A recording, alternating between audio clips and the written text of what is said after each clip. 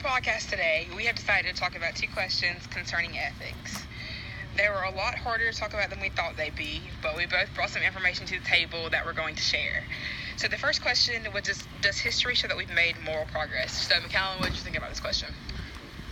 This question made me think about child labor laws and how they've progressed over the years. In 1900, 25% of American workers were under the age of 15. When the spread of power-driven machines occurred from 1800 to 1900, companies turned to children for labor. They required lower wages, and operating machines did not require adults, as previous factory jobs did. Children were a useful source of labor. Children were always hired by farmers, in addition to working on family farms, but the problem started when children began working in factories. In the midst of all this, most working children couldn't go to school. Later, Congress started attempting to put churches and groups were the first to start expressing their feelings about the cruel child labor conditions. Later, Congress started attempting to put a stop to child labor in 1924, but the amendment was denied. Finally, Congress passed the first Fair Labor Standards in 1938. This act set the minimum age for work during school hours to 16 years old, 14 years old for certain jobs, and 18 years old for jobs requiring dangerous work. Still, children of migrant workers can be employed by farmers outside of school hours. Children pick crops in the field, causing them to move place to place with changing seasons, meaning they get little to no schooling.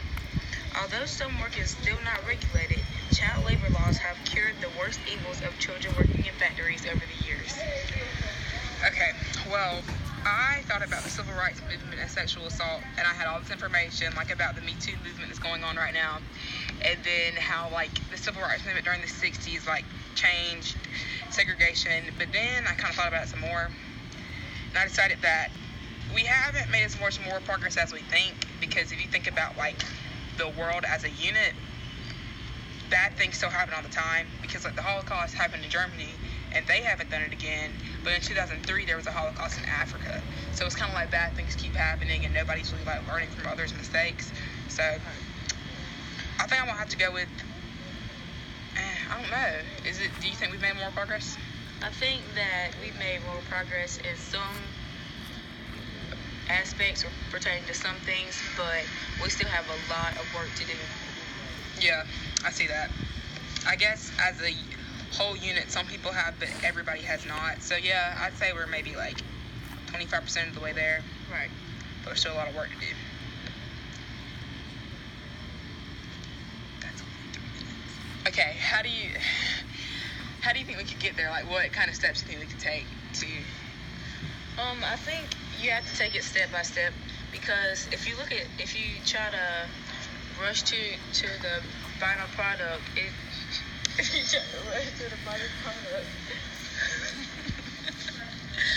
you're gonna get overwhelmed and get nothing done.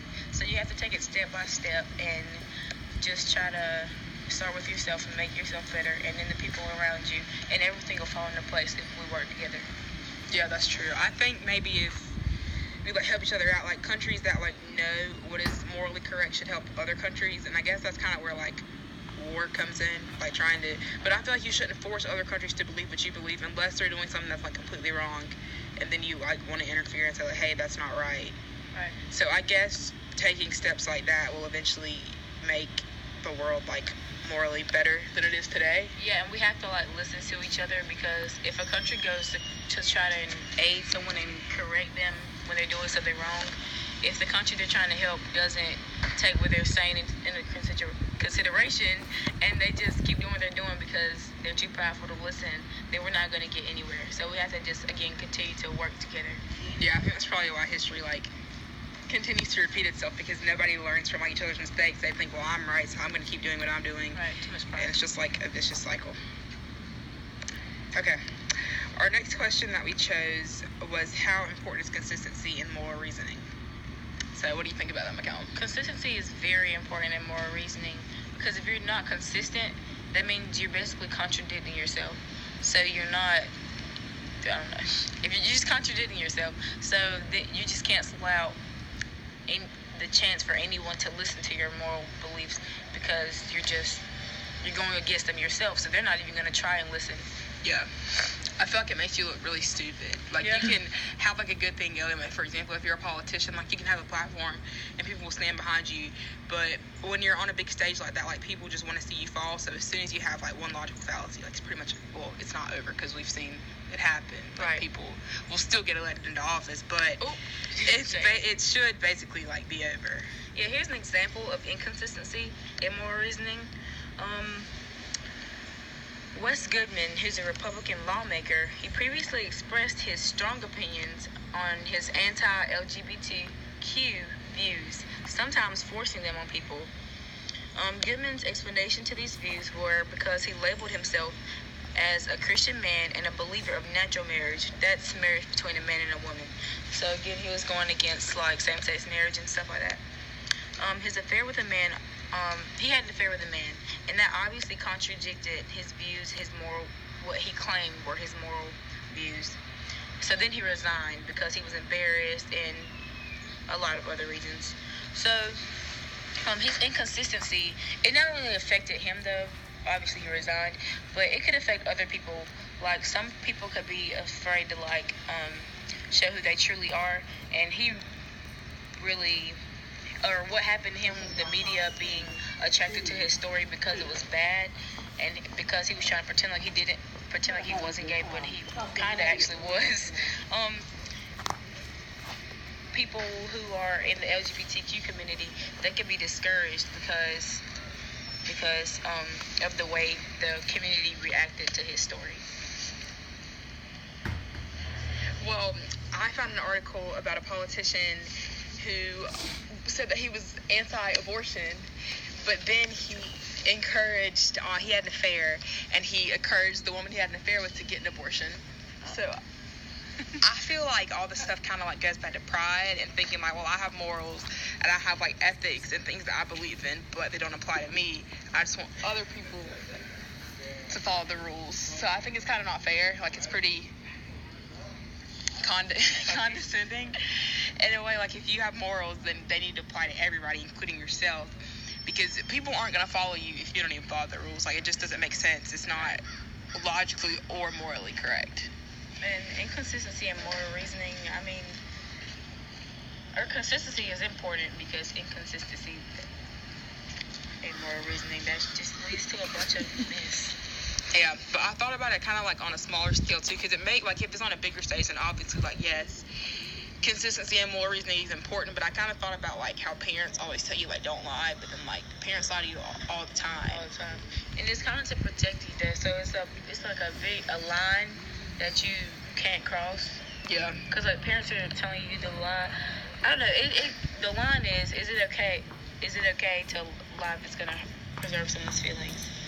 Yeah. So I guess in that sense, like consistency isn't as important as it would be if you're like trying to like sell yourself in a way. Like if you're trying to get other people to follow you and you want other people to do what you say, then consistency is more important. Right. So, the ethics unit as a whole, what did you think about it? What did you learn? I learned that it's real.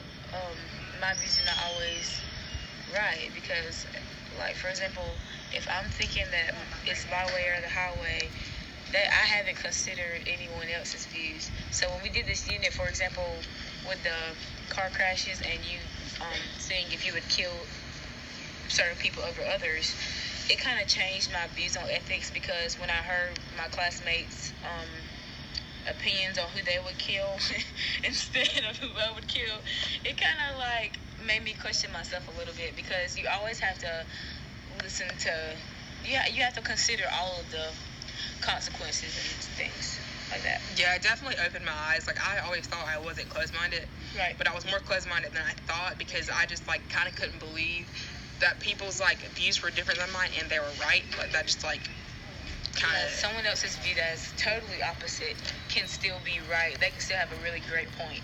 Yeah, it was definitely... eye-opening. Slap Journey Bird. She cried. I was there. This is Red Velvet. Peace out. Signing off. Have a great day to all, and to all a good night. Punching your face. Okay, let's continue. Yeah, okay. TOK.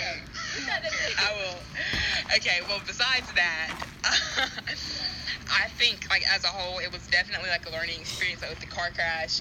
And then when we did, like, the cases, like, about the organ donors and then about the 12 Angry Men, it was definitely different to see, like, how other people think. And when we did the horseshoe thing where they all got outside. Oh, yeah. Because as soon as I heard other people talk, I thought, like, wow, they had a great point. They were right. And maybe, like, I should have switched to that side because what they said makes a lot more sense than what I said. Yeah, it made me think I should not be so quick to shoot them down when they have an opinion that's not my opinion, because they have good points as well. Yeah. Well, that's pretty much it.